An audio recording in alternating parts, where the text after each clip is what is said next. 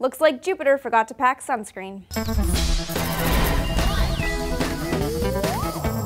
Hey guys, Amy here with you on D News. Jupiter's Great Red Spot is arguably the gas giant's most notable feature. The spot is actually a massive, swirling storm twice as wide as the Earth that astronomers have been tracking since the 1800s.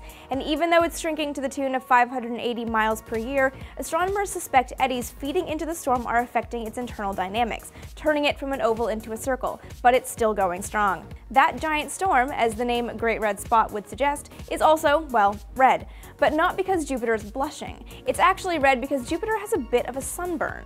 Scientists used to think that the Great Red Spot was due to chemicals welling up in the region from below the visible cloud layer. If this were the case, the whole storm would be red, not just the top. But new lab tests suggest something different is going on.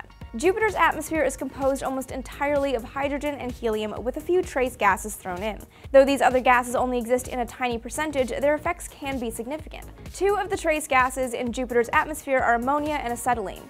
In lab tests, scientists exposed these gases to ultraviolet light to simulate sunlight interacting with these gases in Jupiter's atmosphere.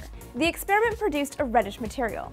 When the team compared this material's spectroscopic signature to that of the Great Red Spot, as it's been observed by Cassini's visible infrared mapping spectrometer, they found it to be a pretty close match. The reddish material matched a model of the Great Red Spot in which red-colored material is confined to the uppermost region of the giant storm. Scientists think that below the sun-scorched redness, the storm is actually pretty bland color-wise, lots of whites and grays. But it's not just composition of the clouds that accounts for the reddish hue in the big storm, and elsewhere around the planet. It's the altitude of these clouds. Jupiter's uppermost cloud layer is largely ammonia, and the storm that makes up the Great Red Spot is incredibly tall, meaning those upper layers of cloud might get hit with a lot of sunlight. An interesting question now is what combinations of elements are responsible for the other colors in Jupiter's clouds. The planet is generally a mixed palette of oranges, browns, and reds.